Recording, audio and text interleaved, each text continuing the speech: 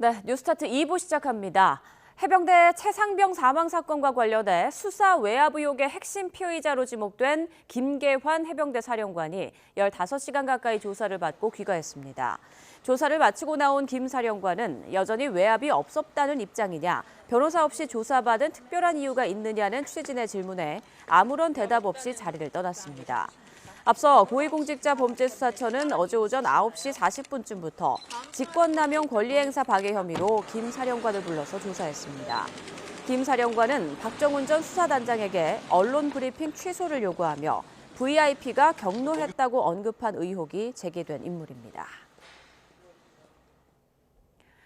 야당이 주도해 강행 처리한 최상병 특검법을 둘러싼 여야 간 대립이 격화하고 있습니다. 여당은 정치 특검으로 규정하며 거부권 행사에 힘을 실어줬고, 야당은 특검 거부는 곧 민의를 거스르는 거라며 법안 수용을 압박했습니다. 김다연 기자의 보도입니다. 국민의힘은 최상병 특검법의 본회의 강행 처리를 주도한 더불어민주당을 향해 연일 날을 세웠습니다.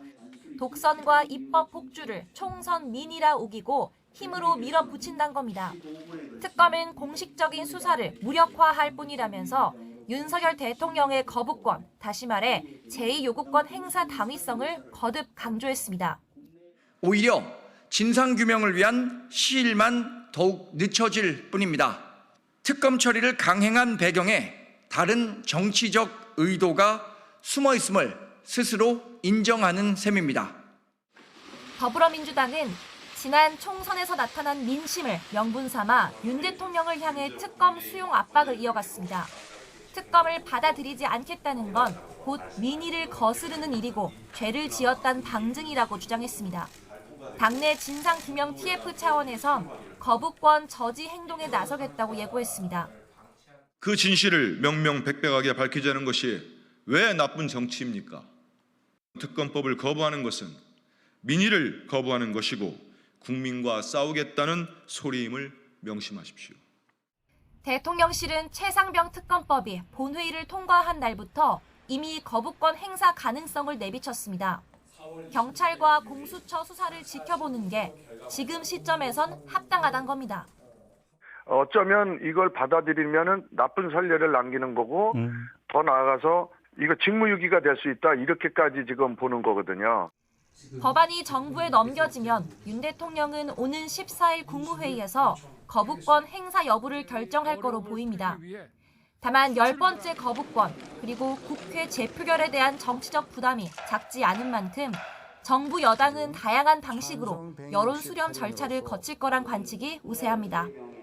YTN 김다연입니다. 이원석 검찰총장이 김건희 여사의 명품 가방 수수 의혹과 관련해 전담 수사팀을 꾸려서 신속하게 수사하라고 지시한 그 배경을 두고 관심이 쏠리고 있는데요. 총선에서 압승한 야당이 22대 국회가 시작되면 김건희 여사 특검법을 곧바로 추진하겠다고 밝힌 걸 염두에 둔 거란 해석이 나옵니다. 김태원 기자입니다. 김건희 여사가 지난해 9월 최재형 목사에게서 300만 원 상당의 명품 가방을 받았다는 이른바 디올백 의혹. 지난해 말 고발이 이루어졌다지만 검찰은 수사의 첫 단계라고 할 수 있는 고발인 조사조차 하지 않은 상태였습니다.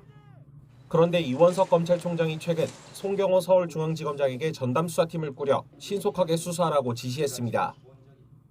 이에 서울중앙지검도 형사 일부의 검사 3명을 추가 배정하고 미뤄둔 고발인 조사를 조만간 진행하기로 했습니다. 검찰이 갑자기 수사에 속도를 낸 것은 야당의 김건희 특검법 추진을 의식한 것으로 풀이됩니다. 더불어민주당은 22대 국회 개원과 동시에 특검을 추진하겠다는 방침으로 새 원내사령탑으로 선출된 박찬대 원내대표는 특검법을 당론으로 재발의해 통과시키겠다고 공언했습니다. 김건희 여사 특검법과 최해병 특검법은 22대가 시작이 되면 저희는 바로 발의할 생각입니다. 차기 국회의석 분포로 볼 때 특검법 통과가 불보듯 뻔한 상황에서 검찰로선 더는 수사를 미룰 수 없다고 판단한 것으로 보입니다. 다만 수사가 본격화하더라도 실제 김 여사에 대한 처벌로 이어지기는 쉽지 않을 거란 전망이 지배적입니다. 청탁금지법은 공직자 배우자가 공직자 직무와 관련해 한 번에 100만 원 이상 또는 연간 300만 원이 넘는 금품을 받아서는 안 된다고 규정하면서도 이를 어긴 배우자를 직접 처벌하는 조항은 따로 없기 때문입니다. 검찰이 본격적으로 수사에 나서기로 한 만큼 고발인 조사 이후 김 여사를 어떤 식으로든 조사할 수밖에 없어 소환 조사 여부에 관심이 쏠리고 있습니다. YTN 김태원입니다. 검찰이 김건희 여사 명품 가방 수수 의혹 수사에 본격 착수하자 민주당은 야권이 추진하는 김 여사 특검법을 피하려는 꼼수란 의심이 든다고 질타했습니다. 대통령실은 수사 중인 사안이라며 공식적인 입장을 내지 않았고 여당도 검찰 수사로 진상을 규명하면 될 일이라며 말을 아꼈습니다. 보도에 손효정 기자입니다. 민주당은 검찰이 김 여사 명품 가방 수수 의혹 전담팀을 꾸리자 빈수레가 요란한 수사는 특검에 대한 국민적 요구만 키울 거라고 경고했습니다. 고발장 접수 5달 만에 수사에 나선 건 김건희 여사 특검법을 피하기 위한 명분 쌓기이자 꼼수라는 겁니다. 새로 꾸려진 원내 지도부 핵심 관계자도 YTN에 검찰이 여전히 정치적 상황에 따라 수사 여부를 결정한다며 이 자체가 정치 검찰이라는 반증이라고 비판했습니다. 김건희 여사 특검법을 도저히 막을 방법이 없어 보이니 부랴부랴 수사하는 신용이라도 내며 특검 거부를 위한 명분을 쌓으려는 것 아닙니까? 대통령실은 검찰의 움직임에 공식 입장을 내지 않았습니다. 그동안은 작고한 김 여사 부친과의 인연을 이용한 김 여사를 상대로 한 몰카 범죄이자 정치 공작이란 입장을 취해왔습니다. 대통령실 핵심 관계자는 YTN과의 통화에서 수사 중인 사안을 언급하는 건 부적절하다며 말을 아꼈습니다. 국민의힘 역시 공식적인 언급은 자제하면서 일단 수사 상황을 지켜보자는 분위기입니다. 검찰이 철저한 수사를 통해서 밝혀야 한다면서도 특검 무마용이라는 민주당 주장에는 정당한 공권력 집행이라고 반박했습니다. 대통령도 그런 말씀을 많이 하셨기 때문에 저는 검찰이라는 것은 결국은 수사를 통해서 본인들의 어떤 존재 이유를 증명해야 된 어떤 조직이기 때문에 저는 수사 결과를 좀 지켜봐야 된다 이렇게 보고 있습니다. 앞으로 검찰 수사 향배에 따라 최상병 특검에 이어 김 여사 관련 의혹이 여야 갈등 국면에 또 다른 축으로 떠오를 수 있다는 전망도 나오고 있습니다. YTN 손효정입니다. 네, 이번엔 의료계 상황 보겠습니다. 의대 교수들이 의대 증원 배분이 깜깜이 밀실 야합으로 이루어졌다며 과학적인 결정 근거를 제출하라고 거듭 정부를 압박했습니다. 전국의과대학 교수협의회는 어제 정부가 의대 정원 2,000명 증원 결정 관련 자료와 회의록을 법원에 제출하고 국민에게 공개해야 한다며 이같이 밝혔습니다. 특히 정부가 재판부에 사법부 보류 요청에도 내년도 의대 정원 규모를 발표한 건 사법부를 우롱하는 행위라고 비판했습니다. 임현택 대한의사협회장이 정부가 의대 증원 정책을 강행하면 동네 병원 휴진 등 전국적인 의료 대란이 초래될 거라고 경고했습니다. 임 회장은 어제 전공의와 교수들에 이어 일선 개원이들 역시 함께하겠다는 의견을 내고 있다며 이같이 밝혔습니다. 이어 정부가 교수 휴진과 사직에 대해 큰 혼란이 없을 거라고 평가한 데 대해 국민 생명이 걸린 문제를 정부가 안이하게 판단하고 형편없는 발언을 내놓고 있다고 주장했습니다. 서울의대와 병원 교수의 74%는 업무 가중에 따른 어려움으로 진료 축소와 병원 이탈, 사직을 고려하는 것으로 나타났습니다. 서울의대 서울대병원 비상대책위원회는 97%에 달하는 교수가 환자 곁을 지키고 싶어 하지만 업무 가중에 따른 어려움을 겪고 있다며 이같이 밝혔습니다. 이어 환자 불안과 절망이 점점 커지고 있는 상황에서 정부는 환자 치료가 늦어지고 결과가 나빠져도 눈 하나 꿈쩍 않는다고 비판했습니다.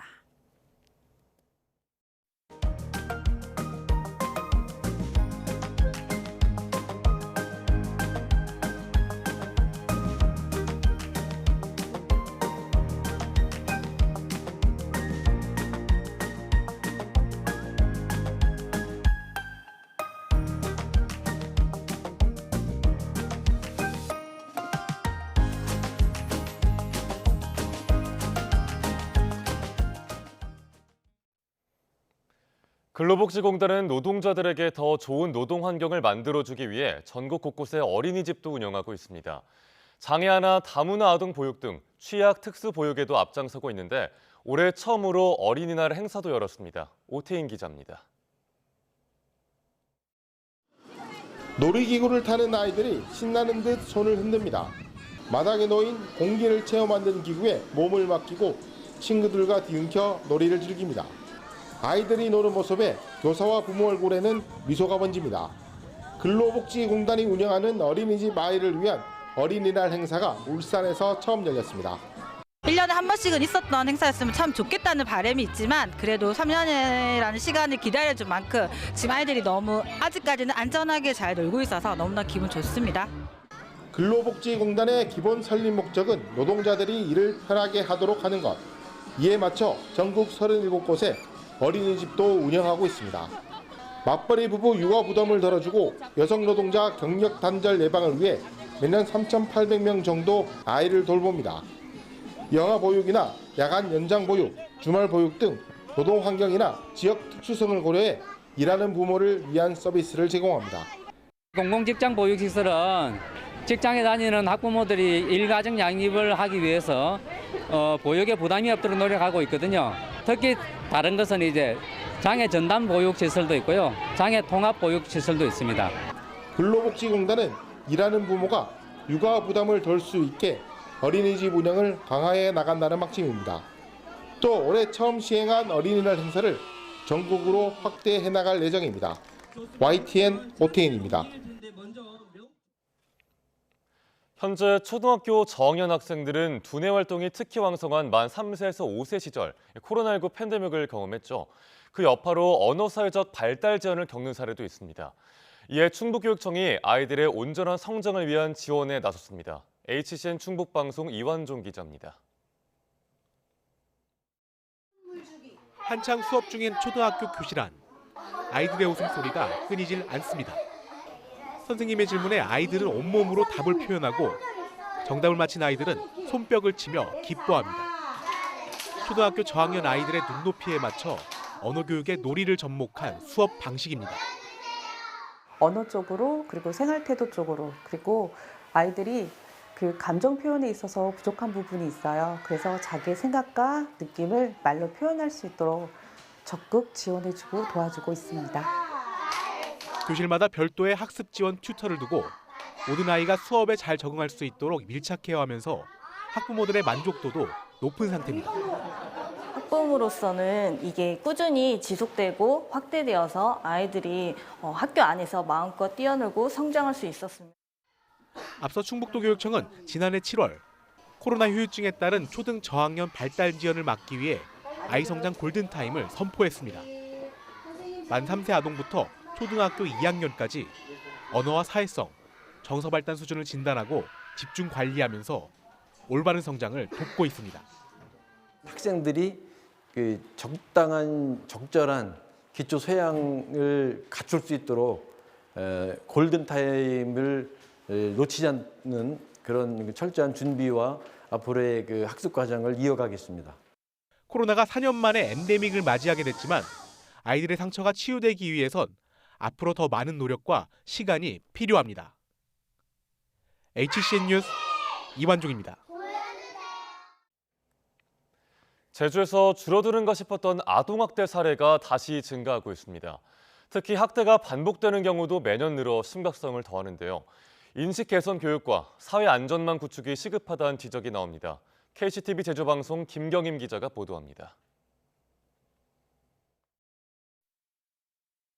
가정집 바닥이 온갖 쓰레기로 가득 차 있습니다. 지난해 7월 쓰레기 더미가 쌓인 집에서 어린아이 4명을 키우던 40대 여성이 아동복지법상 방임 혐의로 경찰에 입건됐습니다. 이후 경찰이 임시조치 5호인 기관 상담, 교육 위탁 신청을 하면서 해당 여성은 재발 방지 교육을 받았고 현재 관련 기관에서 지속적으로 사례 관리를 진행하고 있습니다. 지난 2022년에는 도내 한 어린이집 교사들이 30명에 달하는 원아들을 학대한 사실이 알려지면서 도민들의 공분을 사기도 했습니다. 제주에서 아동학대가 끊이지 않고 있습니다. 최근 5년 동안 제주도로 접수된 아동학대 의심 신고는 4,600여 건, 코로나19 시기였던 지난 2021년 1,100여 건까지 치솟았던 신고 건수는 2022년 이후 800건대로 줄었지만 지난해 소폭 상승하며 증가세를 보이고 있습니다. 이 가운데 실제 아동학대로 판정된 건 2,800여 건으로 전체의 62.5%에 달합니다. 경찰이 112 신고를 받고 출동해 아동학대 혐의로 검거한 인원은 매년 300명을 넘고 있고 최근 3년 동안 600여 명이 보호 조치를 받았습니다. 대부분 부모들에 의해 학대가 발생하고 있습니다. 과거와 달리 단순히 신체적 학대뿐만 아니라 정서적 학대나 방임, 유기까지 아동학대로 판단되는 범위가 더 넓어진 가운데 훈육 등을 이유로 학대를 가볍게 생각하는 인식이 문제라고 전문가들은 지적합니다. 그러다 보니 신고 접수 이후 5년 안에 또다시 아동학대로 판단되는 재학대 사례도 증가세를 보이고 있고 특히 지난해에 급격히 증가했습니다. 전문가들은 부모 교육뿐만 아니라 일반인을 상대로 한 인식 개선 교육도 필요하다고 강조합니다. 학대가 발생하기 이전부터 오랫동안 해결되지 못했던 어떤 환경적, 신체적, 정서적, 심리적 문제들이 아주 많습니다. 실제 모니터링도 물론이지만 정서적, 의료적 지원을 위한 인프라가 좀 마련돼야 되고 아이 때부터 일반인들도 같이 의무적으로 이런 아동학대 예방 교육이 좀 일어난다면 인식 개선에 조금 효과가 있지 않을까. 아동학대를 추방하기 위한 사회적 안전망 구축과 연계 서비스가 더욱 강조되고 있습니다. KCTV 뉴스 김경임입니다. 서울 수서경찰서는 어제 오전 10시쯤 일면식 없는 여성을 붙잡아 흉기로 위협한 40대 남성을 살인미수 혐의로 현행범으로 체포했습니다. 40대 남성 A씨는 어제 오전 서울 강남역 인근 생활용품 매장에서 일면식 없는 여성을 흉기로 위협하며 인질극을 벌인 혐의를 받습니다. 경찰이 대치 끝에 20여 분 만에 A씨를 검거하면서 피해 여성도 피해 없이 구출된 것으로 전해졌습니다. 프랑스 파리에서 실종 신고된 한국인 여행객 남성의 소재가 15일 만에 파악됐습니다. 주 프랑스 한국대사관은 현지 시간 4일 30살 김모 씨의 소재를 확인했다고 밝혔습니다. 대사관은 김 씨의 신변에 이상이 없으며 사안에도 특이점이 없다고 설명했습니다. 다만 가족의 요청에 따라 구체적인 내용은 밝히지 않았습니다. 대사관은 지난달 17일쯤 프랑스에 입국한 김 씨가 18일 오후 파리 1구에서 지인을 만난 뒤 19일부터 연락이 끊겼다는 가족의 신고를 받고 소재를 파악해왔습니다. 북한에서 10대들이 한국 드라마를 봤다가 12년 노동교화형을 선고받았다는 소식이 전해지면서 큰 충격을 줬는데요. 이렇게 한류에 대한 경계를 강화하는 북한이 최근 자수 캠페인을 벌이고 또 12년 만에 파출소장에 해당하는 경찰 간부들을 소집해서 회의를 여는 등 사회 통제의 고삐를 쥐고 있습니다. 그 배경을 김대근 기자가 보도합니다.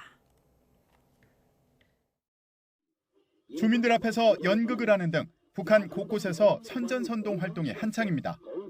한국 드라마 같은 한류 콘텐츠의 위험성을 강조하는 건데 혹시 이를 봤더라도 자수하면 용서한다고 말합니다. 59%의 죄를 지었다 해도 단 1%의 양심을 가지고 자기 죄가를 진심으로 반성하고 자수하는 사람들에 대해서는 용서하고 있습니다. 단 자수할 때는 언제 누구에게 받았고 누구와 함께 받는지 등을 얘기해야 합니다. 외부 드라마나 영화를 보면 최고 사형까지 할 수 있는 반동문화사상 배교법 등을 제정하며 통제를 강화한 북한이 동시에 자수 캠페인도 벌이고 있는 겁니다. 유화책으로 보이지만 실상은 더 강력한 통제 수단으로 작동할 거라는 분석입니다. 스스로 알아서 이렇게 고발하고 자수하는 이런 분위기를 만들어가기 때문에 어느 곳에서는 시스템이 가동하지 못해도 정말 눈길이 닿는 곳에서는 모두 적발해낼 수 있는 이런 효과를 볼 수가 있겠죠. 최근 우리의 파출소장에 해당하는 전국의 분주소장들을 평양에 소집한 것도 한류 확산을 막기 위한 조치로 보입니다. 분주소장 회의가 열린 건 김정은 집권 첫 해인 2012년 이후 12년 만인데 정부는 그만큼 일탈, 위법 행위가 많이 발생한다는 것을 암시한다고 평가했습니다. 제5차 전국 분주소장 회의가 김정은 집권 이후 12년 만에 개최되어 사회 통제 강화를 위한 분주소장들의 적극적 역할을 독려했다는 점에서 이러한 한류 확산을 포함하여 사회 통제를 강화하려는 그런 의미가 있다고 봅니다. 북한의 이런 움직임은 한류 콘텐츠를 체제를 흔드는 탈법 행위로 보기 때문이라는 분석입니다. 기본적으로 이제 외부 정보 유입에 대한 우려 아니겠어요? 한류를 통해서 한국이 얼마나 잘 살고 자유롭게 잘 살고 있다라는 직간접적으로 인지가 되게 되니까 최대 체제에 대한 위협이다라고 생각을 해서 계속 이러는 거 아니겠습니까? 북한은 한국 드라마를 본 10대들에게 12년 노동 교화형을 선고하기도 했는데 이런 분위기 속에 북한 주민들의 인권 침해에 대한 우려도 커지고 있습니다. YTN 김대근입니다.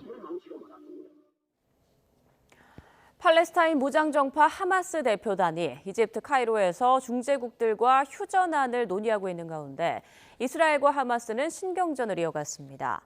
오사마 함단 하마스 대변인은 알자지라와의 통화에서 라파를 공격하겠다는 네타냐후 이스라엘 총리의 발언은 휴전은 없다는 뜻이라며 미국과 이스라엘은 휴전에 관한 입장을 분명히 해야 한다고 말했습니다. 반면 익명을 요구한 이스라엘 고위 당국자는 하마스가 영구 휴전을 고집하고 있어 협상 타결이 난항을 겪고 있다고 말했다고 AFP가 보도했습니다. 신화통신은 하마스가 이스라엘과 단계적인 완전 휴전에 합의할 것이라며 대표단이 중재자들과 휴전안을 최종 조율하고 있다고 보도했습니다. 이스라엘의 가자지구 공격을 규탄하는 대학생 반전 시위가 독일에서도 벌어졌습니다. 외신에 따르면 현지 시간 3일 베를린 훔볼트 대학교, 뮌헨 루트비히 막시밀리안 대학교에서 학생들이 시위를 벌였습니다. 학생들은 팔레스타인 만세, 학살 중단 등 팔레스타인을 지지하는 구호를 외쳤으며 베를린 경찰은 혐오 발언을 한 혐의 등으로 시위 참가자 수십 명을 체포했습니다. 미국 뉴욕 컬럼비아 대학교에서 시작된 반전 시위는 프랑스, 영국, 호주 등 세계 여러 나라로 번지고 있습니다. 러시아가 볼로디미르 젤렌스키 우크라이나 대통령을 수배자 명단에 올렸다고 로이터가 러시아 국영 타스 통신을 인용해서 보도했습니다. 러시아는 재작년 우크라이나를 공격한 뒤 우크라이나를 비롯한 여러 유럽 국가 정치인들에 대한 체포영장을 발부했습니다. 또 지난해 푸틴 대통령에 대해 전쟁 범죄 혐의로 체포영장을 청구한 국제형사재판소 검사도 러시아의 체포영장 발부 대상이 된 상태입니다.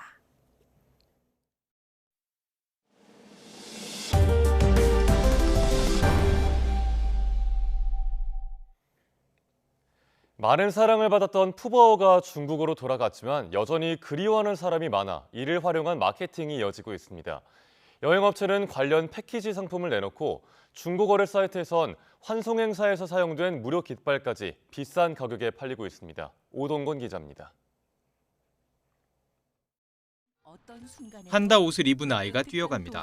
그리고 판다가 그려진 햄버거 빵이 나타납니다. 바오 패밀리도 만나봐오. 유명 햄버거 프랜차이즈 업체는 가정의 달을 맞아 이렇게 푸바오 마케팅을 시작했습니다. 푸바오를 향한 식지 않는 인기를 마케팅에 계속 활용하는 것입니다. 여행업계도 발빠르게 움직이고 있습니다. 푸바오가 있는 중국 수천성 워룽 중화 자이언트 판다원 선수핑 기지와 판다 테마파크를 둘러볼 수 있는 여행 상품을 잇따라 내놓고 있습니다. 판다들의 고향이라고 할 수 있는 중국 성도 지역에 판다 기지를 방문하는 여행 상품을 새롭게 선보였고요. 앞으로는 이 상품들을 좀 더 확대할 그런 계획을 가지고 있습니다. 푸바오 마케팅은 중고 거래로도 이어지고 있습니다. 환송 행사에서 무료로 제공됐던 깃발이 중고 사이트에서 활발히 거래되고 있습니다. 마지막 인사를 하게 됩니다. 저도 이렇게 현장에서 푸바오 깃발을 활용했습니다. 저는 버리고 온 이 푸바오 깃발이 최근 중고 사이트에는 20만 원에 올라오기도 했습니다. 깃발의 가격이 계속 오르자 에버랜드 측은 깃발을 추가로 제작해 2,000명에게 무료로 배포하기로 결정했습니다. 푸바오의 인기가 마케팅으로 연결되는 것은 자연스러운 일이지만 외교적 변수나 푸바오의 건강, 보호 문제 등으로 계속 이어질 수 있을지는 의문입니다. 아프다든지 이런 위험성이 있기 때문에 대안으로 푸바오 동생으로 하는 것도 하나의 대안이 될 것이고 또 한국의 전통적인 동물도 많이 있습니다. 그래서 우리가 지속성을 위해서는 한국의 정서에 맞고 우리의 동물들로 하는 것도 좋은 대안이다. 푸바오를 향한 그리움이 커지며 이를 활용한 마케팅이 이어지고 있지만 한계도 존재한다는 지적입니다. YTN 오동건입니다. 코로나 팬데믹 시절 보복 소비 덕에 호황을 누리던 명품 시계업계가 고민에 빠졌습니다. 세계 경제가 불황에서 헤어나지 못하고 있는 데다 스마트워치도 성장세를 이어가고 있습니다. 시계업계는 어떤 돌파구를 찾고 있는지 권영희 기자가 보도합니다. 피아제가 설립 150주년을 맞아 선보인 7만 2천 유로, 우리 돈 1억 원짜리 시계입니다. 중력 오차를 극복하기 위한 기계식 시계 기술의 정수, 뚜르비용을 탑재한 시계 가운데 가장 얇습니다. I just would like to present you the thinnest watch on the fair today, which is this watch here. This watch here, which is the Altiplano Ultimate concept with the flying tourbillon inside, only 2mm thin. 지금까지 제작된 시계 가운데 가장 정확한 문페이지 시계입니다. 문페이지 시계는 다이얼 구멍을 통해 달의 모습을 보여줍니다. 윤년을 자동으로 계산해 4,500만 년 동안 하루에 오차만 발생합니다. 제일 복잡한 시계도 한번 볼까요? 수많은 톱니바퀴는 물론 다양한 요소들이 시선을 사로잡습니다. 2,877 spare parts, 245 stones, and for the indication, 31 hands and 9 discs to ensure good function. 시계 업계에도 세계 경제가 불황에 시달리고 있는 올해는 그다지 좋은 상황이 아닙니다. 때문에 신제품을 쏟아내기보단 기존 제품을 조금 수정하거나 헤리티지 모델을 현대화하는 데 주력하고 있습니다. 적절한 가격대를 찾는 것이 어느 때보다 중요합니다. The price range, which we consider very important in the market right now, is in between 1,000 and 3,000, where the end consumer are looking for a nice, elegant and refined timepieces. 우리 돈 150만 원에서 450만 원 정도인데요. 어떤가요? 시계 하나 장만하기에 적당한 가격인가요? YTN 권영입니다. 골프와 비슷하면서도 더 저렴하게 즐길 수 있는 파크 골프가 요즘 열풍입니다. 노년층 중심이었던 동호회원이 다양한 연령대로 확대되면서 5년 새 4배나 급증했습니다. 송세혁 기자가 취재했습니다. 강원도 양양 남대천 파크 골프장. 평일인데도 사람들로 북적입니다. 200여 명이 서너 명씩 조를 이뤄 파크 골프 경기를 벌입니다. 나이스 샷! 경기 방식은 골프와 비슷합니다. 1번부터 18번 홀까지 차례로 돌면서 공을 골프채로 쳐 구멍에 넣는 겁니다. 우승은 전체 타수가 가장 적은 사람이 차지합니다. 건강에는 말할 수 없이 없고 치목을 이뤄서 노는 게 너무 좋아요. 파크 골프의 가장 큰 매력은 누구나 저렴한 비용으로 즐길 수 있다는 겁니다.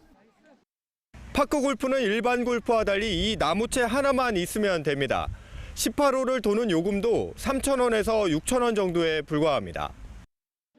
국내 파크 골프장은 2004년 서울 한강에 처음 들어선 이후 현재 전국에 400곳 가까이 늘었습니다.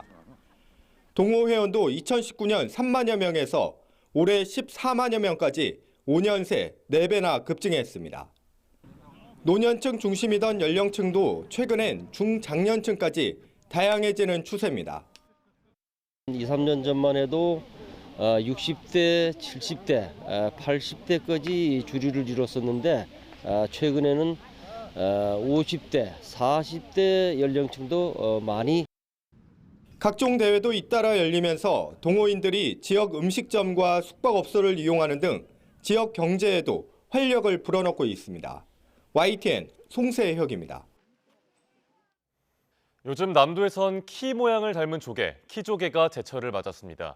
전남 장흥에선 키조개 축제도 열리고 있는데요. 침체한 수산물 소비를 촉진하고 고생한 어민들을 위로하는 잔치가 되고 있습니다. 김범환 기자입니다. 깨끗하기로 이름난 전남 장흥 앞바다입니다.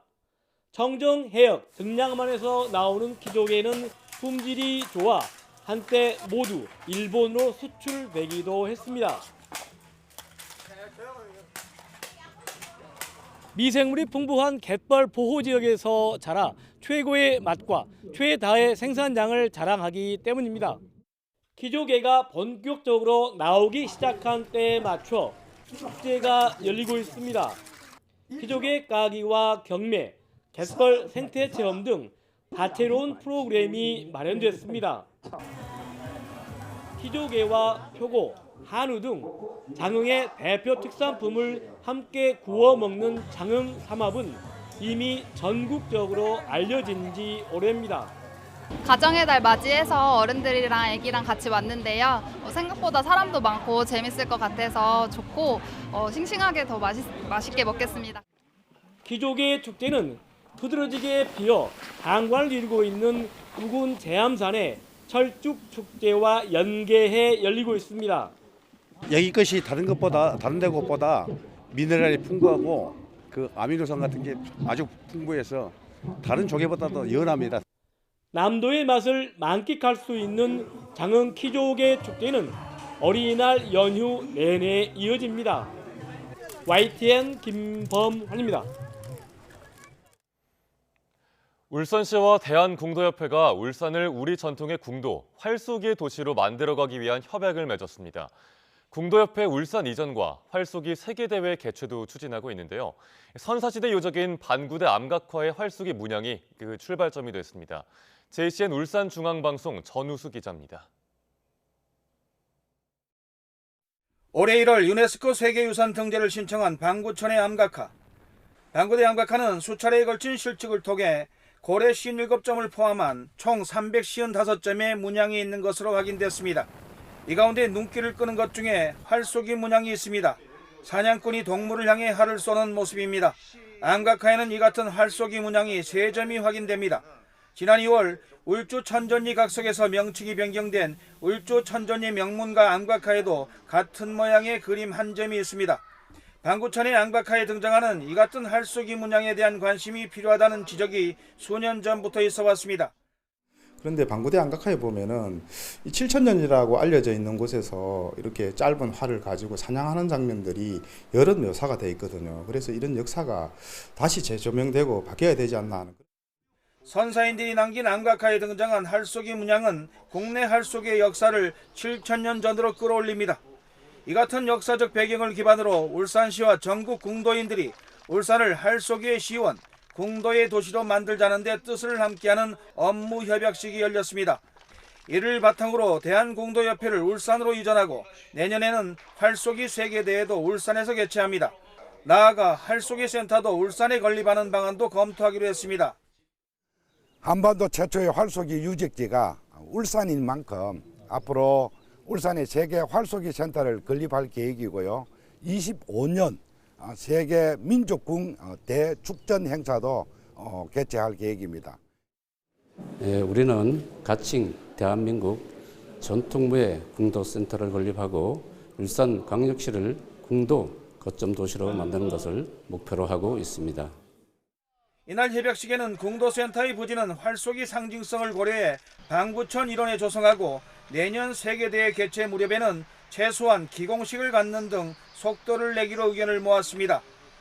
울산을 활쏘기 도시로 조성하기 위해 우선 올해 10월 방구천 일원에서 제1회 방구천 암각화 화랑 전국 남녀 궁도대회를 개최합니다. 궁도대회는 방구선 유업이가 바라다 보이는 이곳 방구천 일원에서 개최될 예정입니다. 울산시는 궁도 활성화에 대한 보다 구체적인 방안 모색을 위해 1억 2천만 원을 들여 울산연구원에서 용역을 추진하기로 했습니다. 울산 방구천 일원이 활쏘기의 명소로 부각되면서 방구천의 암각화에 유네스코 세계유산 등재에도 긍정적인 영향으로 작용할 것으로 기대됩니다. JCN 뉴스 전우수입니다.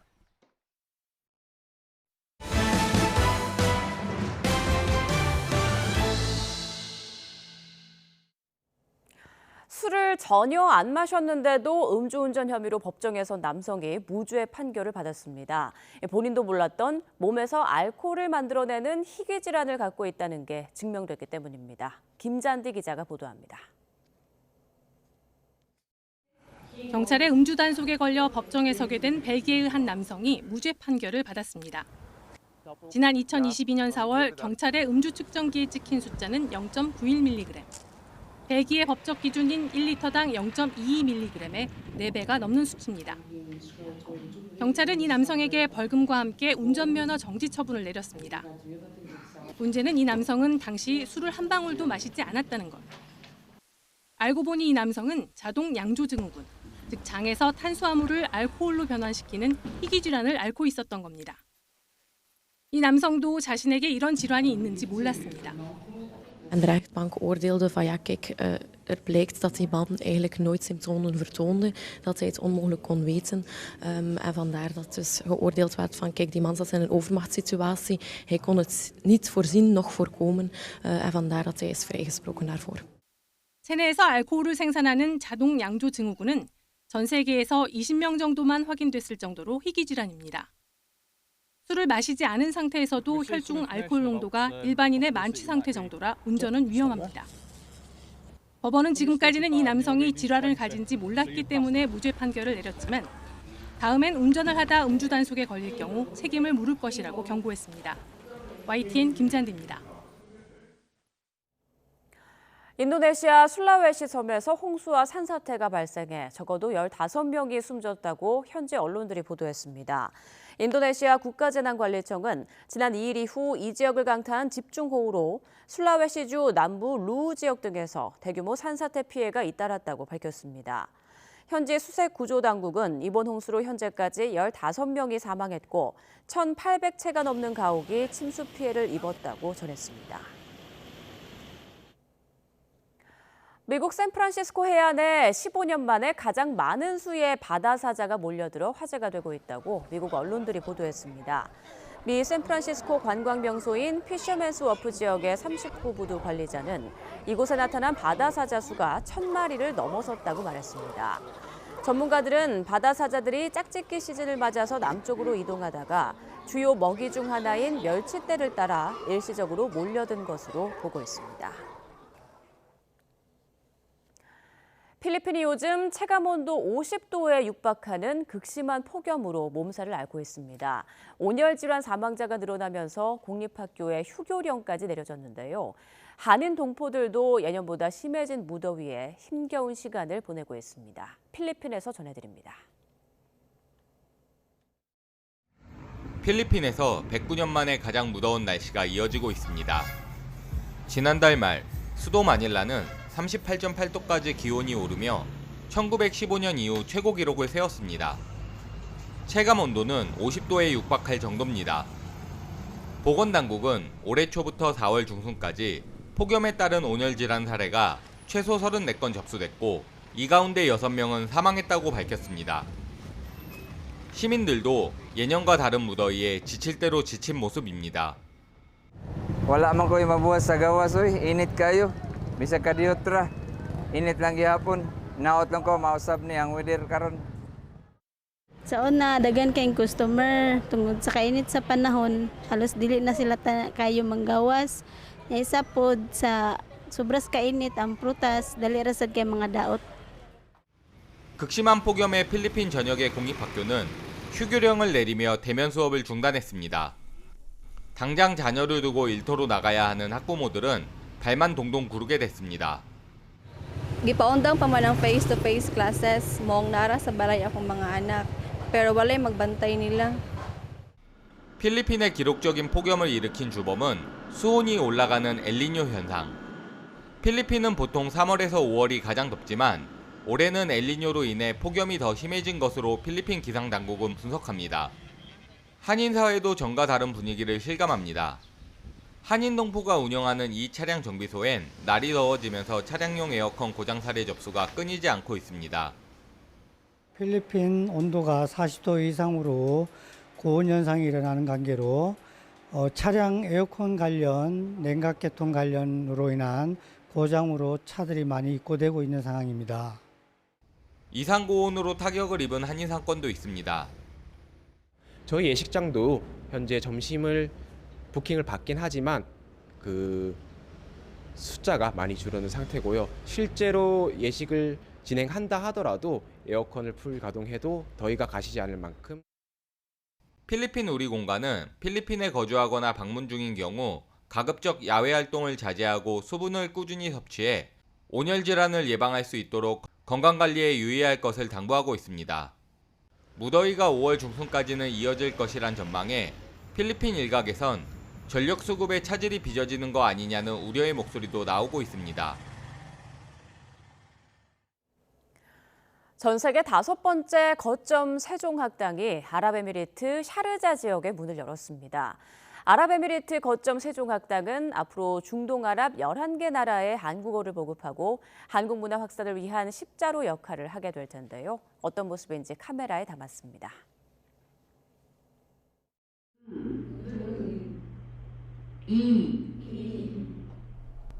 또박또박 한글을 받아 적고 모음부터 천천히 따라 읽어봅니다. 한국어 입문 수준의 학생들을 대상으로 한 시범 수업 현장입니다.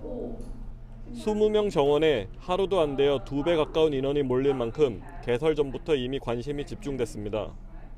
My major is international relations.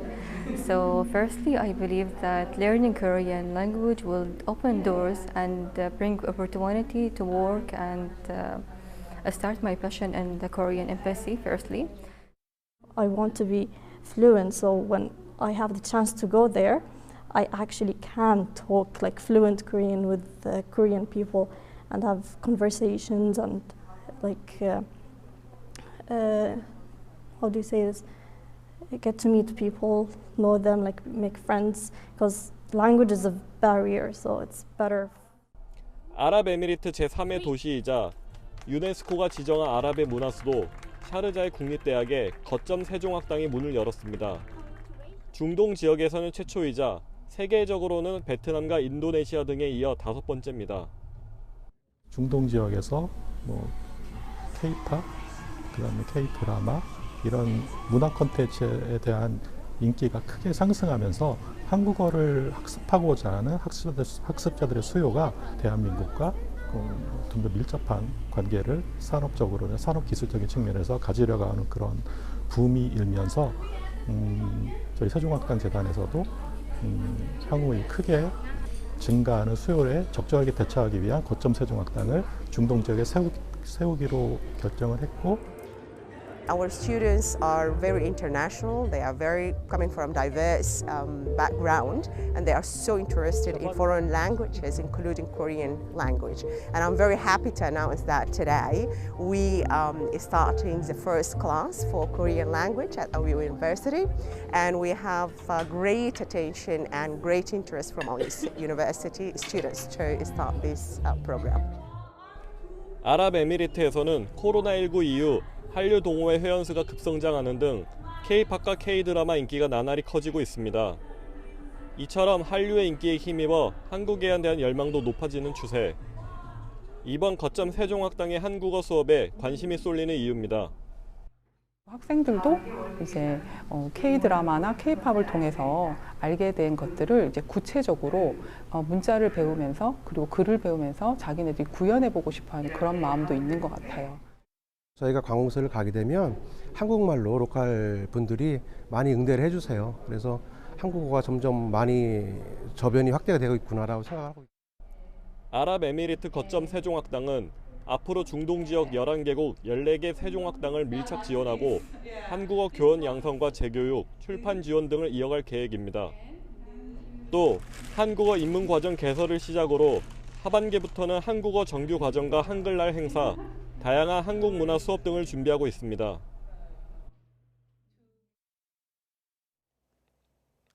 프로야구 꼴찌 롯데가 시즌 처음으로 3연승을 달렸습니다. 공수에서 확 달라진 모습을 보여주고 있는데 확실한 반등에 성공할지 관심입니다. 이경재 기자입니다. 꼴찌 롯데가 이틀 연속 3성을 울렸습니다. 마운드에선 윌커슨이 모처럼 에이스 역할을 충실히 해줬습니다. 7회까지 마운드 올라 2실점으로 맞고 6경기 만에 시즌 2승째를 올렸습니다. 6회까지 한 점에 그쳤던 타선은 선발 레이스가 내려가자 7회에만 안타 6개와 볼넷 2개를 집중시켜 6점을 뽑아냈습니다. 고승민과 레이에스가 4안타씩, 전준우는 3타점을 올리며 후배들을 이끌었습니다. 9대2로 승리한 롯데는 키움전 승리 포함 3연승 행진을 이어갔습니다. 3연승은 시즌 처음, 아직 최하위지만 최근 2경기 연속 한 점차 승리 이후 시원한 대승을 거두며 확실한 분위기 반전은 이뤘습니다. 시즌 초반에 좀 저희 팀이 좀 안 좋았지만 포기하지 않고 끝까지 응원해 주시면 저희도 끝까지 힘내서 남은 경기 승리를 많이 할 수 있도록 하겠습니다. KT도 키움을 6대2로 꺾고 시즌 두 번째 3연승으로 한화를 끌어내리고 8위로 올라섰습니다. 신인 투수 6,000명이 5이닝 1실점으로 데뷔 첫 승을 따냈고 강백호는 3회 시즌 11호 포를 날려 홈런 공동 선두에 올랐습니다. 올 시즌 LG의 강한 두산은 강승호의 투런포 등을 앞세워 3대2로 승리하고 LG전 4승 1패, 5위 LG와의 승차도 한 경기로 좁혔습니다.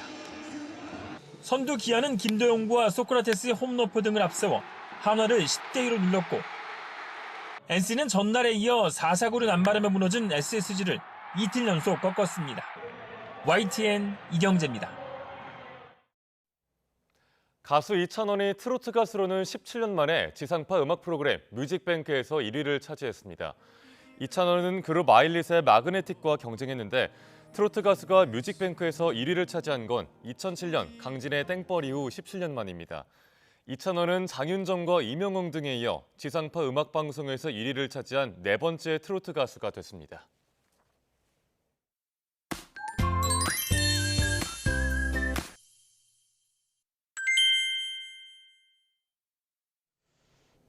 네, 현재 서울을 포함한 곳곳에 비가 오고 있습니다. 특히 제주도에는 호우특보가 내려진 가운데 제주 산간은 시간당 40mm 이상의 강한 비가 오고 있는데요. 내일까지 제주 산간의 많은 곳은 300mm 이상, 남해안과 지리산 부근에 150 이상, 수도권과 강원도에도 100mm 이상의 폭우가 예상됩니다. 특히 오늘 오전부터 내일 새벽까지 돌풍과 벼락을 동반한 시간당 20에서 30mm의 강한 비가 예상됩니다. 해안가와 제주도에는 강풍도 예상돼 항공기 이용하는 분들은 참고하시길 바랍니다. 현재 기온 살펴보겠습니다. 현재 서울이 16.8도, 청주 18.6도, 대구가 20.3도고요. 낮 기온은 서울이 19도, 대전이 20도, 부산도 20도로 예상됩니다. 날씨였습니다. 뉴스타트 2부 마칩니다. 잠시 후 3부가 이어집니다. 시청해주신 여러분 고맙습니다.